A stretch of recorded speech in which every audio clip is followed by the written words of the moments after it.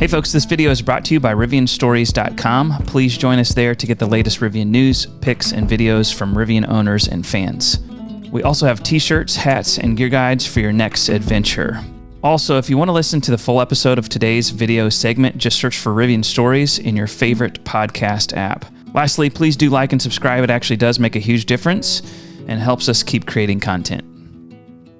Yeah, you've pointed out one other thing here. Oh my, you see this post that I'm on? I mean, not to go from don't go from don't heavenly go there. white to Just skip that part. to your wheel here. What's the update on the spare wheel? And as you're looking through this on YouTube, if you're looking, you can see what's going on here. But do you want to give us like the quick story on this and what we're learning? Take your time, read the instructions. I don't really have anything else to say other than public service announcement. Mm-hmm. So the threaded rod that secures everything in place in the spare tire area, and this is true on the R1T, and it will be on the R1S as well.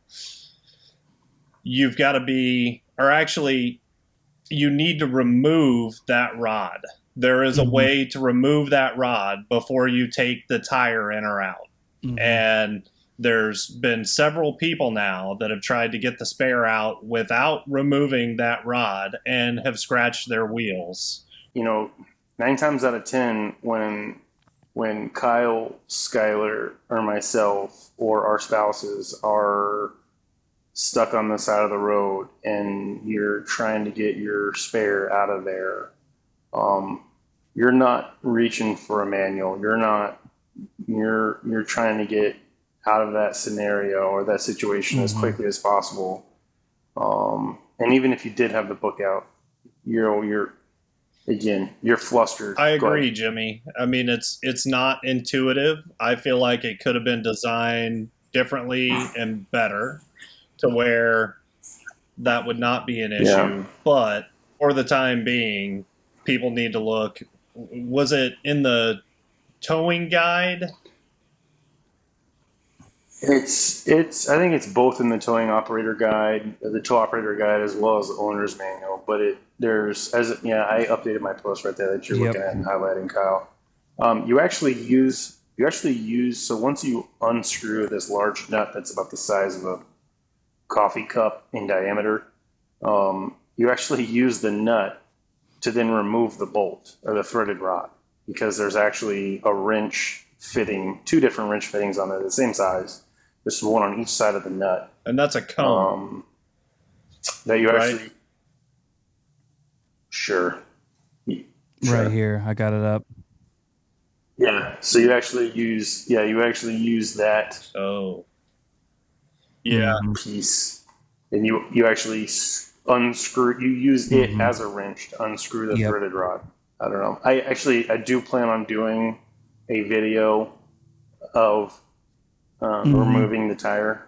So expect that here. Cool. I might do that next week once I get back from Melbourne, because it's not for the faint of heart. I'm not gonna lie to you, especially the 20 with the 275 65. That's a beast of a tire. Holy cow! It's no joke. Especially it's no joke. Kind of position you have to put yourself in to get there. It's not exactly correct. It can be pretty awkward for sure. But that'd be a great video for people too, Jimmy. So really good video. Thank you in advance for doing that. And I think the other thing you could show is how there is a second position to that spare tire door cover. Yeah. Speaking of that, come over to RivianStories.com and join us there, because that might be the first place that video is uploaded to, because Jimmy, you also uploaded another video of Drivers Plus and stop and go traffic in Florida, and that was fun to watch. You're coming from Tesla, which obviously does quote autopilot very well, but you seemed like you had a good experience. You want to give us like the 30-second recap on that? It's good. I feel like they are there's some spots that just don't make sense why it's mapped here and why it's not mapped there. But we do have a lot of construction going on in I-10, so I think there's probably been maybe a lane shift that has it kind of not seeing straight, or not, it's not where it's supposed to be technically. I think my only downside to Driver Plus so far is when you lane change, you are essentially killing that session of Driver Plus, and then you have to re-engage Driver Plus once you get back into the lane. So it doesn't free you up to lane change and then lock you back into that lane. It frees you up to make a lane change, and it then kills that that Driver Plus level 2 session before you turn it, before you double tap down to re-engage it. But the driver following is really good. The adaptive cruise control is really good.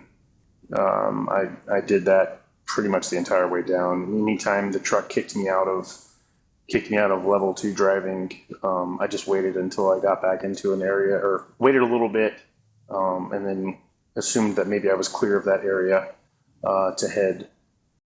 All right, folks, that's it for this one. Again, catch the entire episode on Spotify, Apple Podcasts, or your favorite podcast app. Until the next video, we'll be hanging out at rivianstories.com, so we hope to see you there.